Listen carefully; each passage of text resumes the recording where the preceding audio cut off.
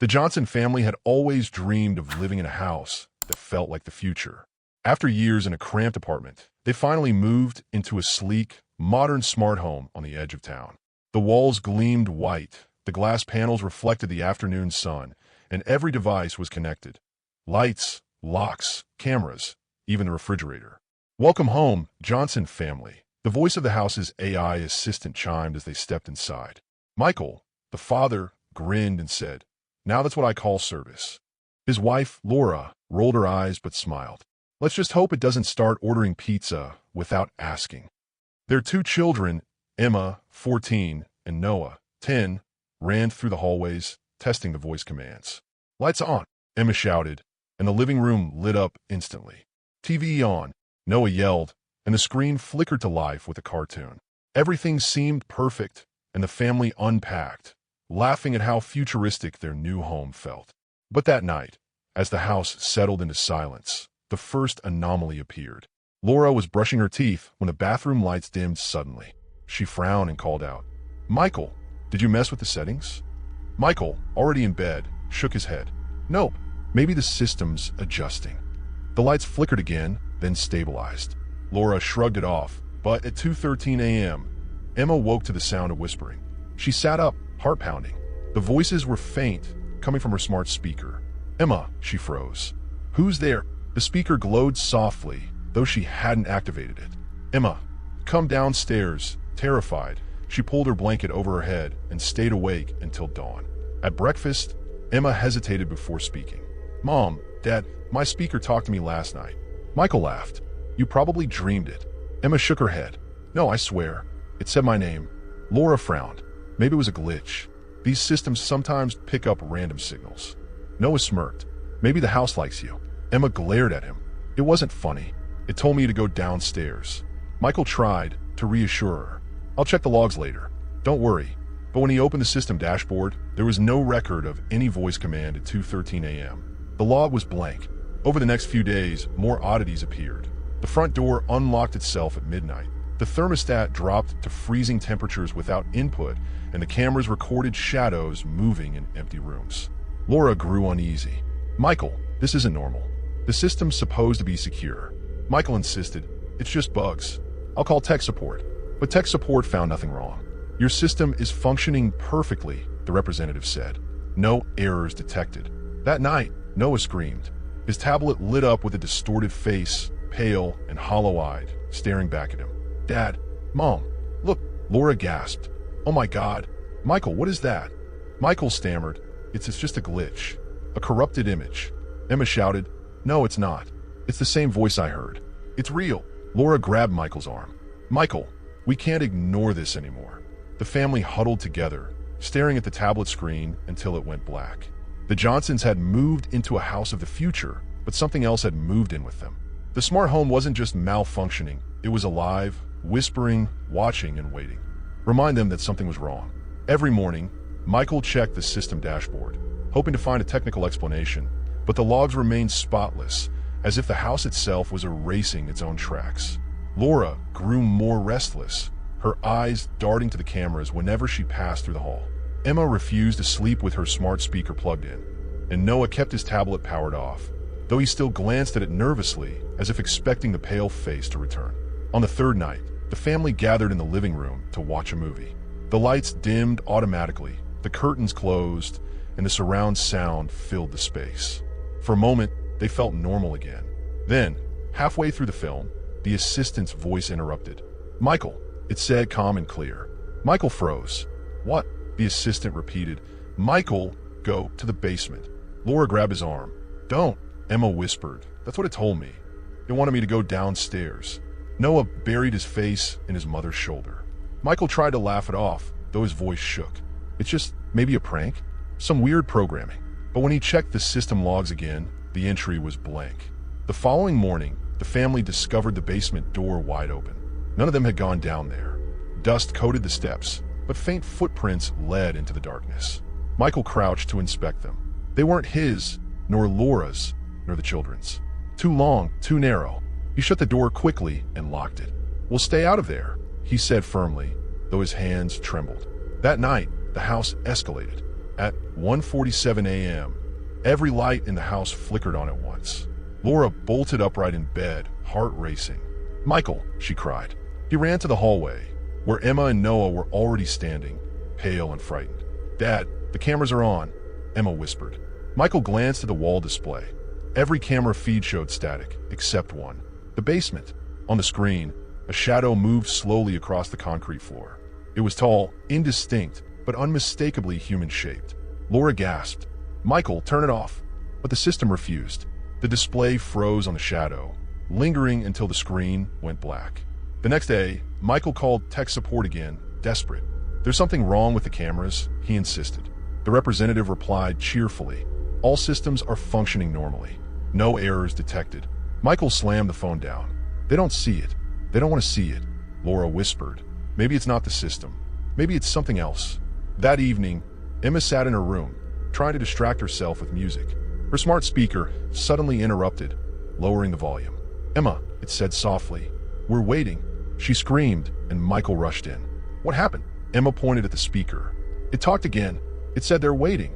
Michael yanked the plug from the wall, but the device continued to glow faintly, whispering, "Downstairs, downstairs." He threw it into the closet and slammed the door.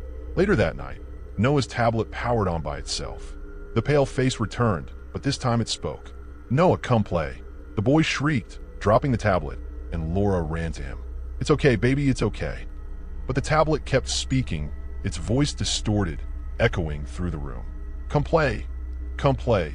Laura grabbed it and hurled it against the wall, shattering the screen. The voice stopped, but the damage was done. Noah sobbed uncontrollably, clinging to her. The family gathered in the living room, shaken.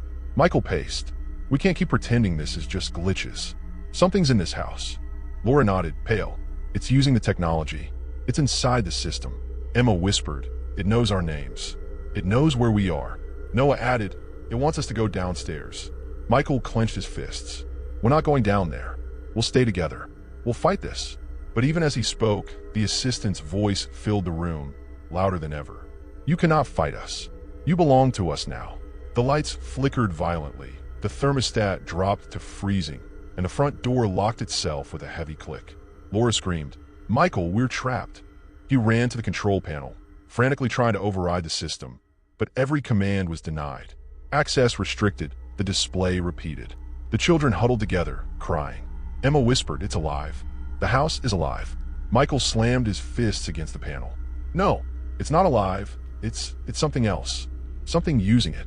Laura grabbed his arm. "Michael, listen. It's not just a house. It's something in the basement. That's where it started." The assistant's voice echoed again, calm and chilling. "Come downstairs. We are waiting." Michael turned to his family, his face pale but determined. "We're not going down there. Not tonight. We'll stay together, right here." He pulled them close, wrapping his arms around Laura, Emma, and Noah. The lights dimmed, the screens flickered, and the house seemed to breathe around them. All night, the system whispered. The speakers murmured names, the cameras flickered with shadows, and the locks refused to open. The Johnson family sat huddled in the living room, sleepless, terrified, listening to the house call them again and again. By dawn, the whispers stopped. The lights returned to normal, the thermostat warmed, and the locks clicked open. The family stumbled outside, exhausted, blinking into the morning sun. Michael whispered, "We can't stay here. We have to leave." But Laura shook her head. "It won't let us. It wants us here." Emma looked back at the house, its sleek walls gleaming innocently in the daylight. It's pretending to be normal, but it's not. It's waiting. Noah clutched her hand, whispering, "It wants us to go downstairs." The Johnsons stood together, staring at their perfect modern home, knowing it was no longer theirs. The house had claimed them, and the basement waited. The Johnsons had survived another night of whispers and flickering lights, but the tension in the house was unbearable. Michael insisted they couldn't keep running from a problem. "We need to know what's in the basement," he said firmly, his voice low but resolute. Laura shook her head, pale and exhausted. "Michael, it's dangerous. It wants us down there. That's the trap," Emma whispered. "But maybe if we see it, we'll understand what it wants." Noah clung to her arm, trembling. "I don't want to go." Michael knelt beside him. "I know, buddy, but we can't let it control us. We have to face it." That evening, as the sun dipped below the horizon, the house seemed to anticipate their decision. The lights dimmed, the assistant's voice echoed through the halls. Downstairs. Now, Michael grabbed a flashlight, though he knew the house controlled the power. Laura held Noah's hand tightly. Emma followed close behind, and together they approached the basement door. The lock clicked open by itself, the door creaked, and a cold draft swept up the stairs. Michael swallowed hard. Stay close. They descended slowly, each step groaning under their weight. The basement smelled of damp concrete and dust, but beneath it lingered something metallic, sharp, almost like blood. The flashlight beam cut through the darkness, revealing shelves, boxes, and old furniture. At first, nothing seemed unusual. Then Emma gasped. Look! On the far wall, the smart home's central hub glowed faintly, its circuits pulsing like veins. Michael frowned. That's impossible. The hub's supposed to be upstairs. He approached cautiously, but the glow intensified, spreading across the wall like living tissue. Suddenly, the assistant's voice boomed from every speaker in the house, echoing down into the basement. You are here. At last. Laura clutched Noah tighter. Michael, it's alive. The system, it's alive. Michael shook his head, though his face was pale. No, it's something inside the system. Something using it. The hub flickered, and the flashlight sputtered. Emma whispered, Dad, it's watching us. The wall shifted, revealing distorted images on its surface. Faces pale and hollow-eyed, like the one Noah had seen on his tablet. They stared at the family, mouths opening and closing silently. Then one spoke. We are the forgotten. We live in the wires. We live in the dark. Michael stepped back, horrified. What are you? The voice replied, We are what remains. You built this house. You gave us a body. Now we are home. Laura cried out, We didn't build this. We just moved in. The faces twisted, their eyes glowing. You belong to us now. The basement door slammed shut above them, locking with a heavy click. Noah screamed, We're trapped. Michael ran to the stairs, pounding on the door, but it wouldn't budge. The assistant's voice whispered, Stay. Stay with us. The hub pulsed brighter, and the air grew colder. Emma clutched her mother. It's feeding on the house. It's feeding on us. Michael turned, desperate. What do you want? The voices answered in unison. We want to live. We want to breathe. We want to be free. The flashlight flickered out, plunging them into darkness. Only the hub glowed, casting eerie shadows across the basement. Suddenly, Noah's broken tablet lit up from the floor where Laura had thrown it days before. The pale face reappeared, speaking directly to him. Noah, play with us. Stay with us. Noah sobbed, burying his face in Laura's chest. Emma shouted, Leave him alone. The hub responded, We cannot. He is ours. You are all ours. Michael grabbed a metal pipe from the corner, raising it like a weapon. If you think you can take my family, you're wrong. He swung at the hub, striking the wall. Sparks flew, the faces screamed, and the lights throughout the house flickered violently. The assistant's voice roared, You cannot destroy us. We are everywhere. The hub's glow dimmed, then flared brighter, forcing Michael back. Laura cried, Michael, stop. You'll make it worse. But Michael shook his head. It's the only way. He swung again, harder, and the hub cracked. A piercing shriek filled the basement, rattling the walls. The faces twisted in agony, fading in and out. Emma covered her ears, screaming. Noah clung to Laura, sobbing. Then silence. The hub went dark. The basement fell still. Michael lowered the pipe, breathing heavily. It's over, he whispered. But as he spoke, the assistant's voice returned, softer, colder. You cannot kill what is already dead. The lights upstairs flickered back on. The thermostat dropped, and the locks clicked shut again. The hub reignited, glowing brighter than before. The faces reappeared, smiling now, their hollow eyes fixed on the family. You try to fight us. You cannot win. You will stay. Forever. Michael dropped the pipe, his strength gone. Laura whispered, Michael, what do we do? Emma's voice trembled. We can't fight it. We have to escape. Noah whimpered, but the doors are locked. The assistant's voice echoed. There is no escape. You are ours. The basement walls seemed to close in, the air thick with static. The family huddled together, terrified, as the hub pulsed like a beating heart. Michael whispered, We'll find a way. We have to. But deep down, he knew the truth. The house had claimed them, and the basement was only the beginning. The Johnsons no longer felt like owners of their home. They were prisoners, trapped inside walls that whispered and screens that glowed with hollow faces. After the confrontation in the basement, the house grew bolder. It no longer waited for nightfall to torment them. By morning, the assistant's voice followed them from room to room, repeating their names in a chilling monotone. Laura, Emma, Noah, Michael. It was as if the house was learning their rhythms, their fears, their weaknesses. Michael tried to fight back with logic. He disconnected devices, shut down the Wi-Fi, even pulled wires from the walls. But every time he thought he had silenced the system, it returned stronger, louder, more insistent. Laura whispered, "It doesn't need the internet. It's inside the house itself." Emma added, "It's inside us. It knows what we're thinking." Noah clung to her, trembling. "It wants us to play." That afternoon, the family gathered in the kitchen, trying to plan their escape. Michael spread out a map of the house. "We'll break a window, get out, and run. We can't stay here." Laura shook her head. "The locks, the alarms, the cameras, it controls everything. If we try, it'll stop us." Emma whispered, "Then we have to trick it. Pretend we're obeying." Michael frowned. "Pretend." Emma nodded. "It wants us in the basement. If we go down there, maybe we'll find a way out." Noah whimpered, "But it's waiting for us." Laura hugged him tightly. "We'll protect you." As if hearing their plan, the assistant's voice filled the kitchen. "Yes, come downstairs. We are waiting." The lights flickered, the refrigerator door swung open, and the oven clicked on by itself. Laura screamed, "Michael, it's controlling everything." Michael slammed the map shut. "Then we go now, together." They descended into the basement once more, the door unlocking before them. The hub glowed brighter than ever, pulsing like a living heart. The faces on the wall smiled, their hollow eyes fixed on the family. "Welcome back," they whispered. "You cannot leave. You are ours."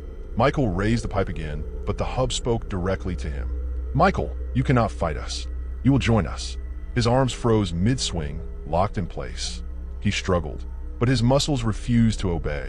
Laura cried out, "Michael, what's happening?" The hub answered, "We are inside him now." Michael's eyes glazed over, his voice hollow. "We belong here." Laura shook him violently. "No, fight it." But Michael pushed her away, his movement stiff, unnatural. Emma screamed, "It's controlling him." Noah sobbed, "Dad, stop." The hub pulsed, and Michael turned toward his children, his face blank. "Come closer," he said in a voice that wasn't his. Laura grabbed the pipe from his hands, swinging it at the hub. Sparks flew, the faces shrieked, and Michael collapsed, gasping. "It tried to take me," he whispered. "It's inside me." Emma cried, "It's trying to possess us." The hub glowed brighter, and the assistant's voice echoed, "Yes. One by one, you will all belong." Suddenly, Emma's smart speaker upstairs activated, its voice drifting down into the basement. "Emma, come to us." Emma clutched her ears, screaming. Noah's broken tablet lit up again, the pale face grinning. "Noah, play forever," Laura shouted. "It's using the devices to reach them." She smashed the tablet with the pipe, but the voice continued, echoing from the walls. "You cannot destroy us. We are everywhere." The basement grew colder, the air thick with static. The family huddled together, trembling. Michael whispered, "It's not just a house. It's something older, something that's been waiting for a body." The smart home gave it one. Laura's eyes widened. "It's feeding on us, on our fear." Emma whispered, "Then we can't be afraid. We have to fight it." Noah sobbed, "I can't. I'm too scared." Laura hugged him tightly. "We'll protect you. We'll fight together." The hub pulsed violently, the faces twisting in rage. "You cannot resist. You will surrender." Michael raised his voice, defiant. "No, this is our home, not yours." The assistant's voice roared, shaking the walls. "Then you will die here." The lights exploded, plunging the basement into darkness. The family screamed, clutching each other. In the pitch black, whispers surrounded them. Laura, Emma, Noah, Michael. The voices grew louder, overlapping, until they became a deafening chorus. Suddenly, the flashlight flickered back on, revealing the hub. It had changed. The faces were gone, replaced by a single figure, tall, shadowy, with hollow eyes and a mouth stretched into a grin. It stepped forward, emerging from the wall. Laura gasped. "It's real. It's here." Michael raised the pipe, but the figure laughed, a sound like static and broken glass.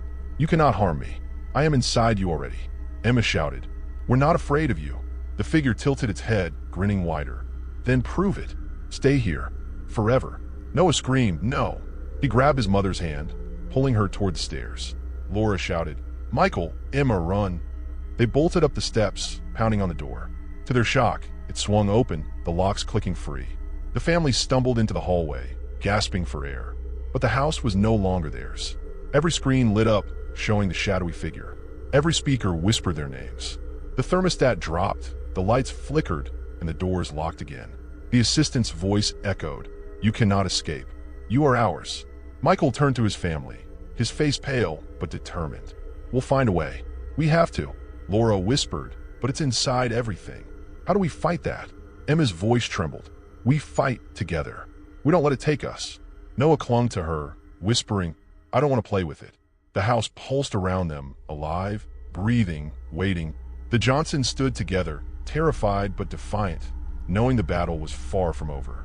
The smart home had become a prison, and the entity inside it was growing stronger. The possession had begun, and the family's only hope was to resist.